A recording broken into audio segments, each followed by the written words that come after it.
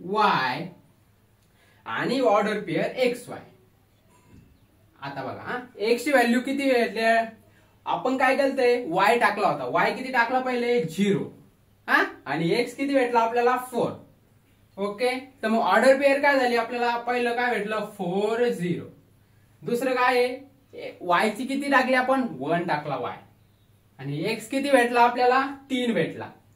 Okay, मग order pair किती झाली 3 1 आणि एक्स आता इथं -1 टाकला आपण वाय.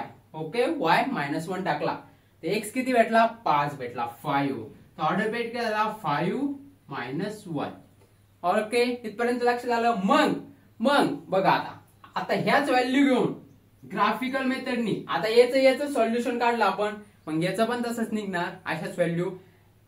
सपोज याची लाईन एक अशी आली अशी ही लाईन आणि हे या सोल्युशन साठी जे पॉइंट काढले त्याची एक लाईन काय झाली अशी आली.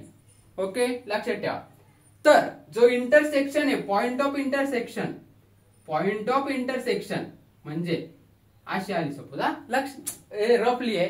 तर इथं ज्या दोन्ही लाईन इंटरसेक्ट होतात अशा क्रॉसली इंटरसेक्ट होतात तेच आपलं सोल्युशन असतं.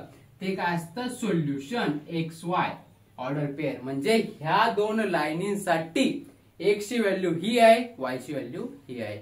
ओके मित्रांनो, लक्षात ठेवा काय 4 स्टेप आहे, त्यातल्या 2 व्हेरी इम्पॉर्टंट आहे. काय फर्स्ट कन्वर्ट करायचं, सेकंड असे फाइंड द व्हॅल्यू करायचे.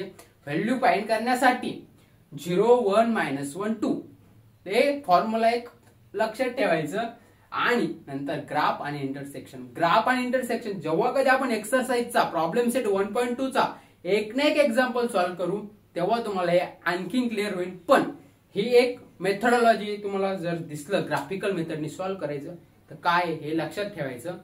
चला